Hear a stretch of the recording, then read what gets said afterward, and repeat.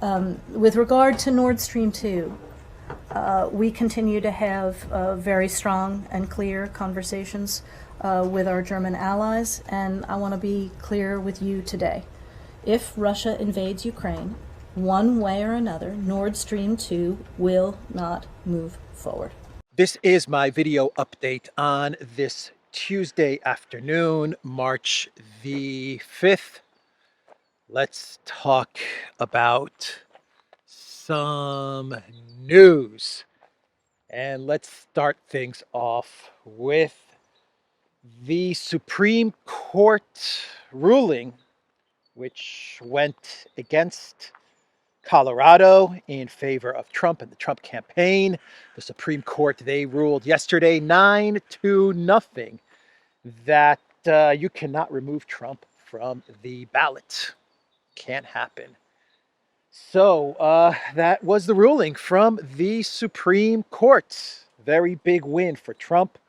Unanimous victory, unanimous ruling from the Supreme Court, though the three liberal justices, you could see that they were, or you could read actually, that if they had the slightest bit of an opening, they would have voted in favor of Colorado and against Trump. They would have voted in favor of removing Trump from the ballot, but they just had no legal justification, no legal opening to do so. And begrudgingly, they had to vote in favor of Trump, and he cannot be removed from the ballot. This pretty much shuts the door on most of the lawfare that the Dems and the powers that be are throwing at Trump, but he's not. Trump is not out of the woods yet. There are still many cases against Trump, but this was a big one. This was a big win, and effectively it means that he will not be able to be removed from the ballot anywhere. Whatever they try to do from a lawfare angle, it can't have any of this off the ballot type of stuff. Let me read you what Robert Barnes tweeted.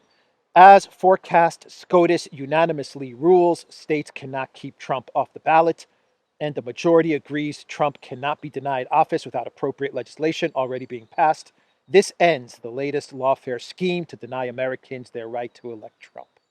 Yes, a big win for the United States of America, for the U.S. legal system. And that was basically the conclusion that the Supreme Court came up with, which is that, look, this is something that has to be decided on a congressional level. As the Supreme Court, this is not for us to decide if Trump can be removed from the ballot, at least not under these circumstances. So anyway, that is the big news. That was the big news from yesterday, and today we have Super Tuesday. That's right, we have Super Tuesday, and you know, Trump may have gotten a big win yesterday with the Supreme Court decision, but I have to say, as I analyze the situation on Super Tuesday, and following neocon Nikki's huge, massive victory in DC, we're talking 2,000 votes. She got something like 65 or 70% of the votes. The only conclusion that you can come up with is that the momentum is with neocon Nikki, you know? Yeah, she's got the wind at her back right now. And after that huge, massive victory in DC, I don't see anything stopping Nikki Haley. Oh boy. All right, let's try to walk through this. Actually, let's try to walk through this and talk about some news. Let's shift gears and let's go to Sochi, where we have the youth conference taking place in Sochi, Russia. And boy, did we get some very interesting statements yesterday from this youth conference. I think 20,000 young minds, young leaders are attending this youth conference from all over the world, including a delegation from the United States of America. And they actually told Lavrov, this delegation, that the US, they want to get along with Russia. They want peace. And they want to get along with Russia as equal partners. It was a very moving statement from one of the young leaders at this youth conference. What he told Lavrov, and you can tell Lavrov was very moved by this gentleman's statement. But look, 20,000 young people in attendance. It absolutely, definitively shows that Russia is isolated. Russia's very isolated, very isolated, and it's on full display at this youth conference. Yes, Russia in isolation. The big news from this youth conference, what I think was the big story, statement, speech from this youth conference was Dmitry Medvedev. Boy, did Dmitry Medvedev, did he really say some interesting things. And actually the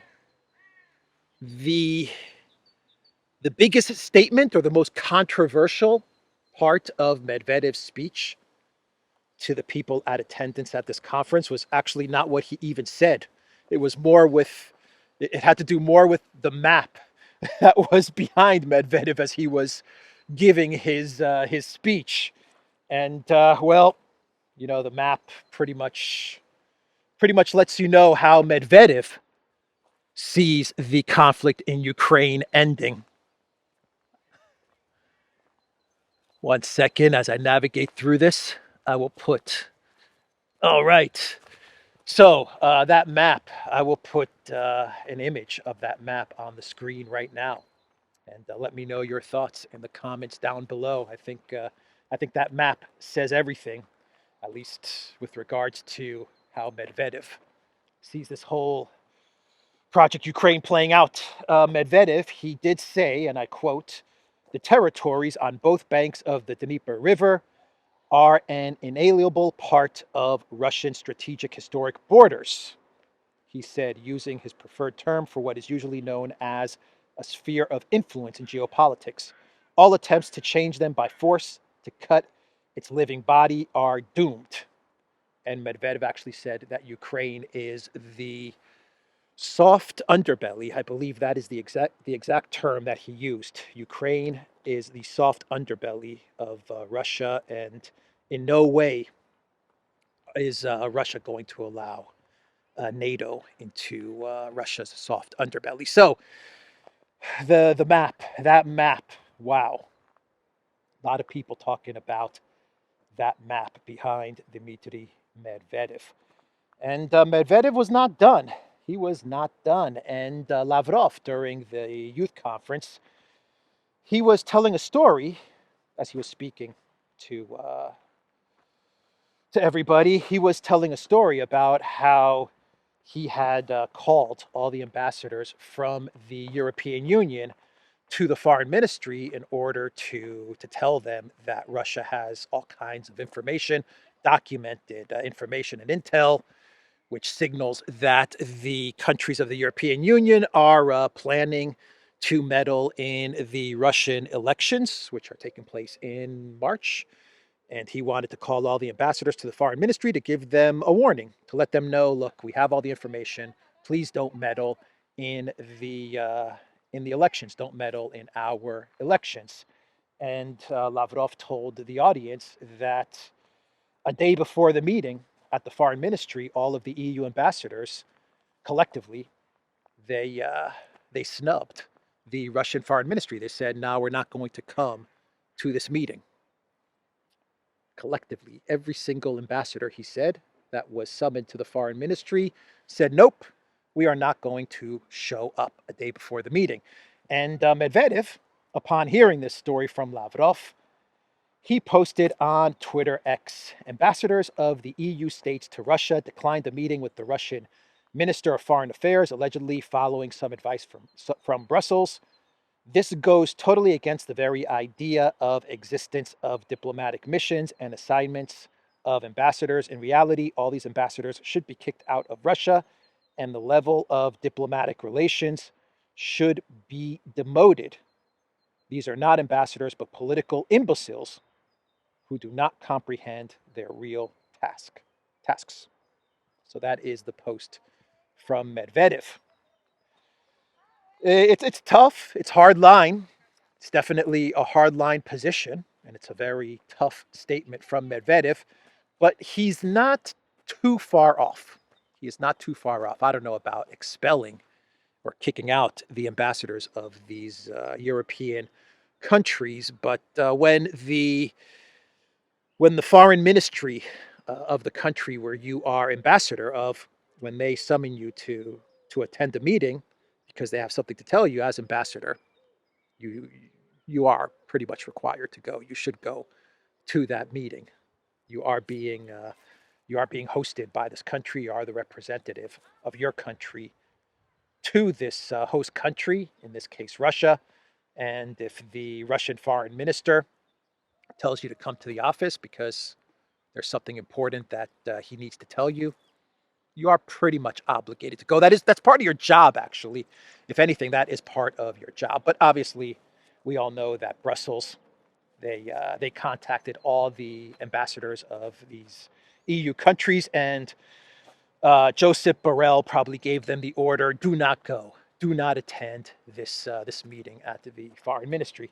Anyway, that was the comment from Medvedev, and finally, we go to Maria Zakharova, the spokeswoman for the Russian Foreign Ministry, and she was asked by reporters on the sidelines of the World Youth Festival, the conference in Sochi, about the German Crimea audio leak. And Maria Zakharova, she said, and I quote, "As we now understand, they, in reference to Germany or the German political class, have not been fully denazified.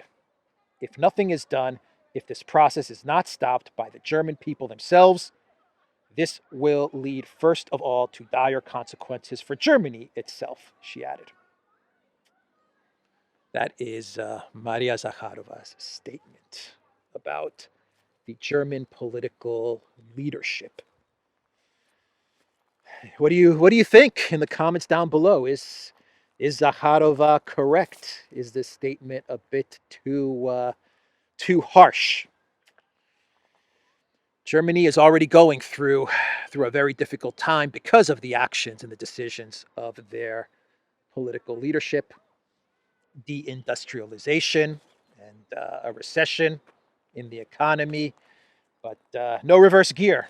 There is no reverse gear, and the German leadership does not appear to be looking to de-escalate the situation. If anything, they seem to be fully on board with more escalation.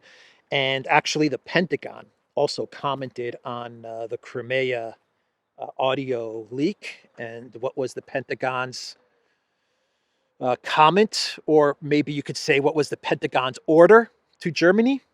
Send the Taurus missiles to Ukraine. That's what the Pentagon said.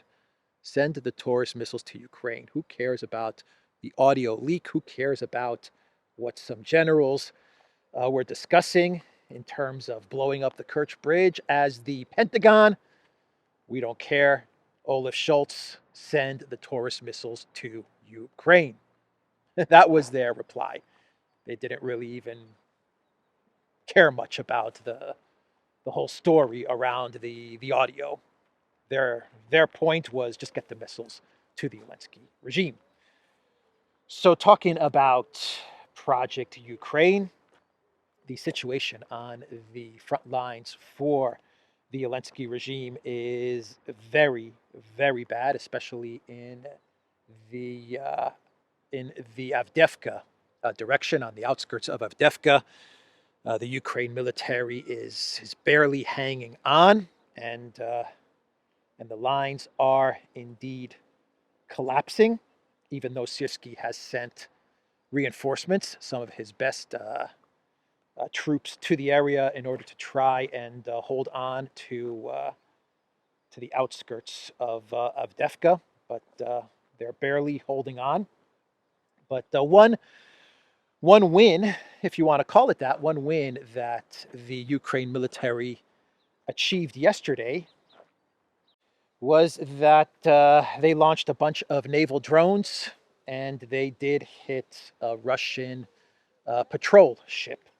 The Sergei Kotov was hit, and the crew, they survived, but the ship did not, and the ship was sunk. And also yesterday, the Ukraine military, they launched a whole bunch of drones towards the Kerch Bridge as well, and I believe the bridge was actually shut down for something like 8 hours, but there was no damage to the bridge. And from what I understand, all of the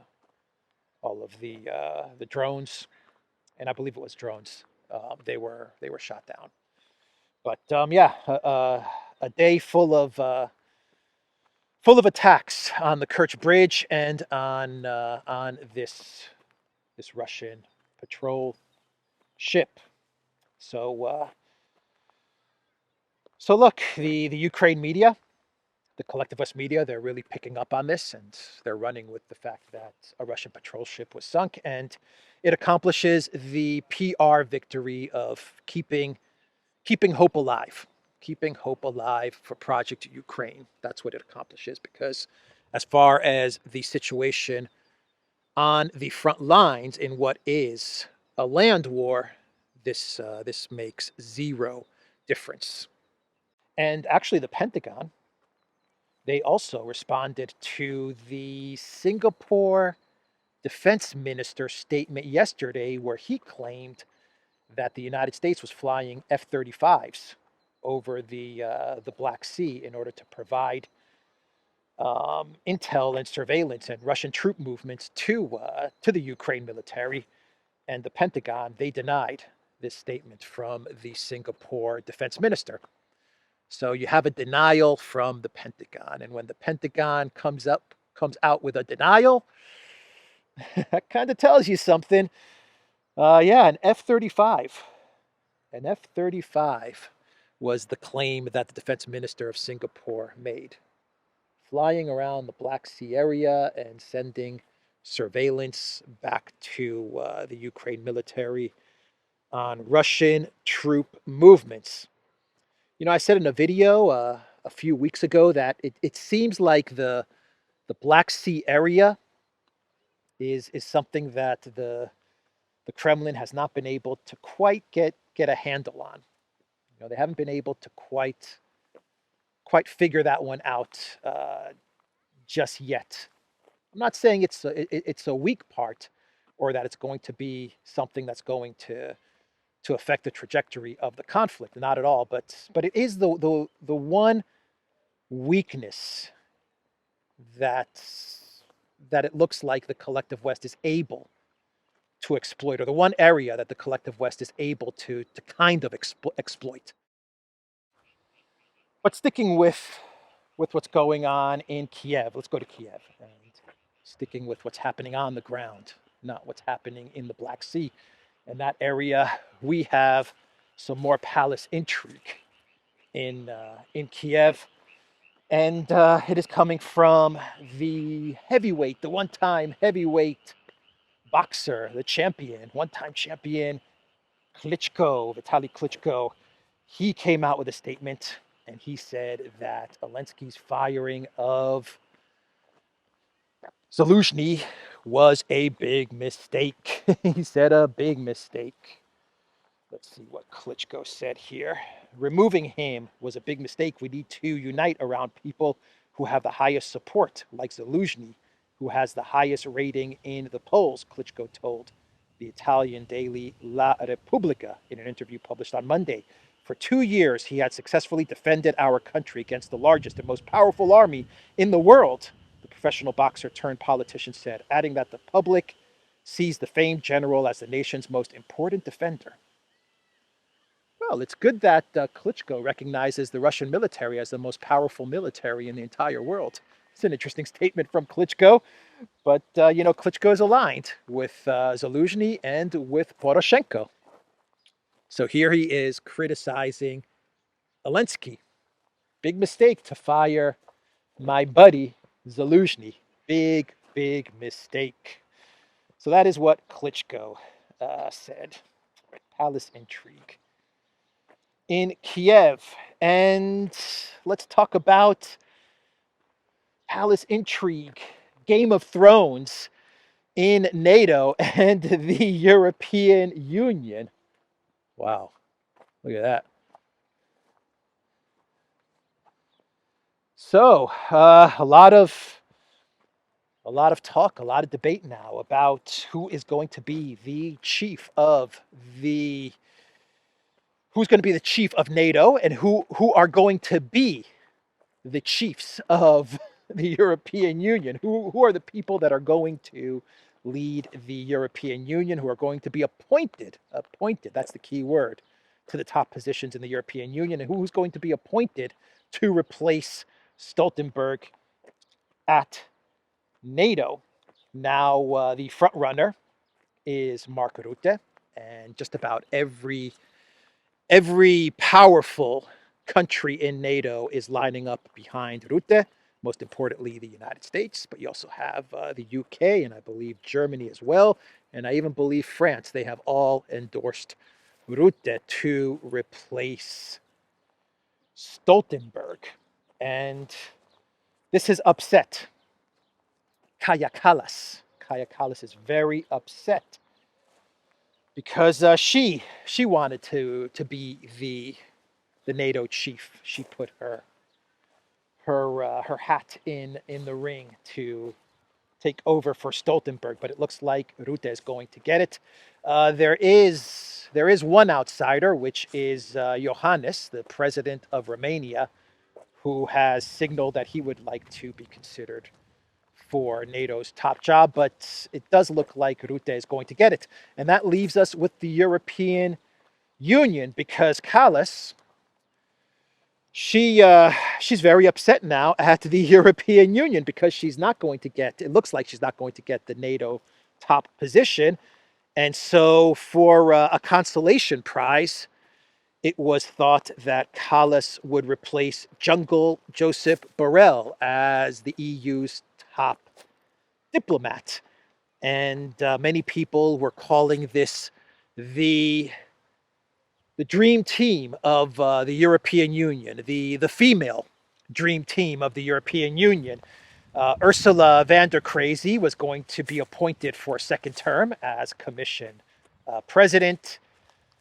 What's her name? Mette Frederiksen. She was going to take over for Charles Michel at the council, and it was going to be Kaja Kallas as the foreign minister, and of course Christine Lagarde at the ECB. And this was the female dream team. That is what the Collective West media was calling it. But now it looks like Germany and France are saying, no, no, no, Estonia, Kaja Kallas. You are way too hawkish to become the top diplomat of the European Union. Politico is reporting, in race for top EU NATO jobs, Eastern Europe asks, are we equals or not? EU's newer members are bristling at the likely appointment of Dutch Prime Minister Mark Rutte as NATO chief. If we think about the geographical balance, it's going to be the fourth NATO Secretary General from the Netherlands, Kallas told Politico's Power Play podcast last week. And then there is a question of whether there are first rank and second rank countries in NATO. Are we equals or are we not equals? So these questions still remain, Kallas added. An EU official, granted anonymity to speak freely, said that the idea of Kallas serving as the EU's top diplomat remains sensitive in some EU capitals. I don't see France and Germany agreeing to that because of the same reasons she was not an option for the NATO job, the official said. Are we really putting someone who likes to eat Russians for breakfast in this position, end quote. Kaya Kallas is so tough that she eats Russians for breakfast. Or I eat Russians for breakfast. I'm Kaya Kallas. Big bad Kaya Kallas. Russia's shaking. All the Russians that are watching this video, I know you're shaking at Kaya Kallas. She eats Russians for breakfast. Does the EU really want to appoint someone who eats Russians for breakfast as the foreign minister? No, no, no. We can't appoint tough Kaya Kallas as the foreign minister. We need diplomacy. We need a softer touch, not a tough breakfast eating touch like Kaya Kallas. Oh boy. Yeah, she's upset. Are we equals or are we not equals? So those questions still remain. She told Politico. I can answer that question, Miss Kallas. The answer is no. The answer is no. You're not equals in NATO or the European Union. You see, in NATO, the US is the big dog. They run the whole freaking thing. And then you have Germany and France and the UK and then everybody else, right? And everybody else. So no, you're not. You're not equals in NATO. And when it comes to the European Union, the United States, they're the big dogs. They run the whole freaking thing. And then you have Germany and France and Italy and Spain and then Netherlands. And then as you go further down, well, you have everybody else, right? So no, no, Kaya Kallas. There is no equality in these institutions, just like there's no democracy in these institutions because everyone is appointed. Everyone is appointed. So let's let's wrap up this segment and talk about the ultimate EU NATO globalist fanboy, and that is little Napoleon himself, Emmanuel Macron. And he was speaking to the media, I believe, this morning, actually, and he was asked about the comments that he made about sending French military into Russia and starting a NATO Russia war. And Macron said that that France does not seek war with Russia, and he's trying to prevent war with Russia, but you have to keep all the options open. Macron said that his statement was meant to open up the debate, right? To open up the discussion, to brainstorm, to talk about it. Let's talk about it. World War III, nuclear war, a nuclear disaster. Let's talk about it. Let's talk about it. Let's open up the debate. That's why Macron threw out that idea of sending NATO into Russia, or sending French troops into Russia, into Ukraine, or sending French troops into Ukraine, which would eventually lead to a Russia-NATO war. He just wanted to talk about it, to open up the debate. That was what Macron said. So let's how are we doing on time? Let's do one more quick story. And I don't know much about this story, but I think it's worth talking about and worth bringing up. And that is what is happening in Haiti. From what I understand, from what I've been reading, there were 3,000 prisoners um, broken out of a prison. They broke out of this prison, 3,000 uh, criminals, and now they are roaming the streets of Haiti. Haiti has a police force of about 9,000, and these criminals are now free. And there's like a leader of these criminals who's trying to overthrow the government, and this leader's name was a former gang member and a former police officer that's leading these 3,000 criminals is Jimmy Cherizer, nicknamed Barbecue. That's this guy's nickname, after he once allegedly burnt down an entire block of shanties while its residents were still inside.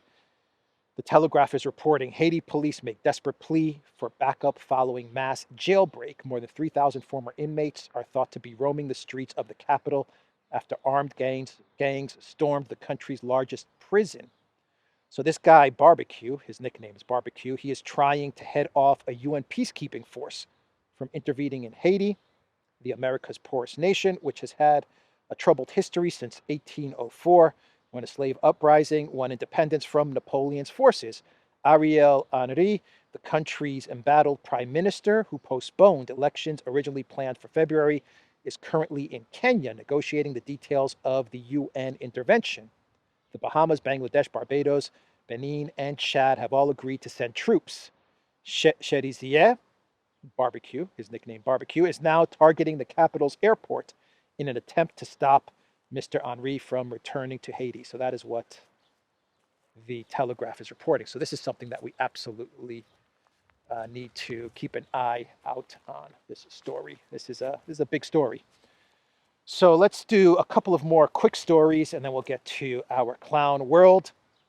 The Daily Mail UK, they put out an article talking about Biden and the southern border. And their article has the title, Biden administration admits flying 320,000 migrants secretly into the U.S. to reduce the number of crossings at the border, has national security vulnerabilities.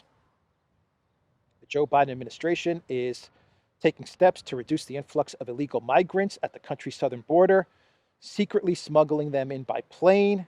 320,000 illegal immigrants have already entered the United States. There is a special mobile application through which you submit an application for asylum, after which you simply board a plane in your country and fly straight to the States.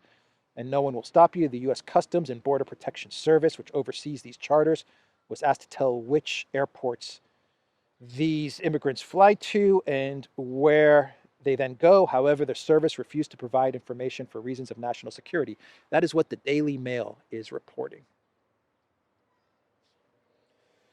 And Tucker Carlson, going off of this story, he put out a video, his latest installment of his show, where he said that the United States is going the way of the Roman Empire, and he was making a point that one of the reasons that the Roman Empire collapsed, many reasons why the Roman Empire collapsed, and people are still talking about and debating how the Roman Empire collapsed.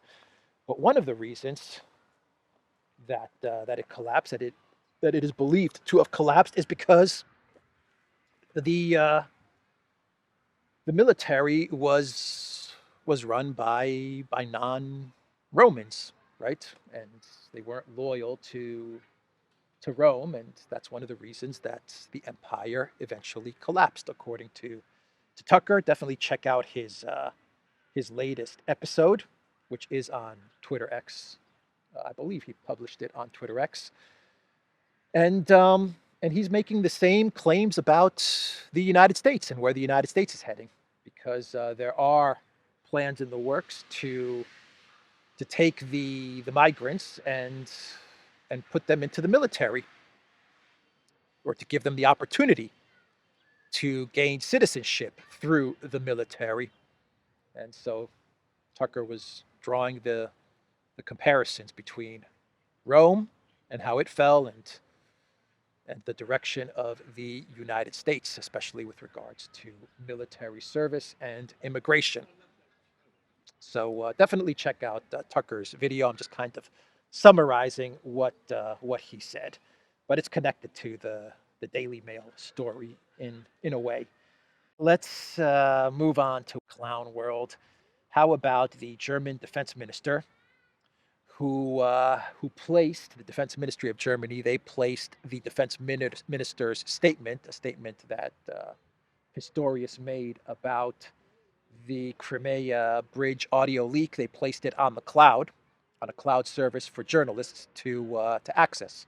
This wasn't top secret or classified or anything like that, but they put it in the cloud, and journalists were then told that they can go to this address, and they could input a password, and then they can access the audio statement of the defense minister, Pistorius. And the funny part about this story is that this audio statement from the German defense minister was secured with the password 1234. Yeah. Probably not the best move to put that type of password after the Crimea bridge audio leak. Probably not the best look. Once again, this was just a press statement from the German defense minister. It wasn't classified. It wasn't secret or anything like that. But you know, if you're gonna upload this to the cloud and you want to password protect it and then give access to journalists, especially after the Crimea bridge audio leak debacle, probably best not to use the password 1, 2, 3, 4. And you know, German media, they said the same thing. They were actually mocking the defense minister for the use of a 1, 2, 3, 4 password. Anyway, that is the video, everybody. TheDuran.locals.com. We are on Rumble, Odyssey, BitChute, Telegram, Rockfin, and Twitter X. And go to the Duran shop, pick up a t-shirt, pick up a hoodie, 15% off all t-shirts. Take care.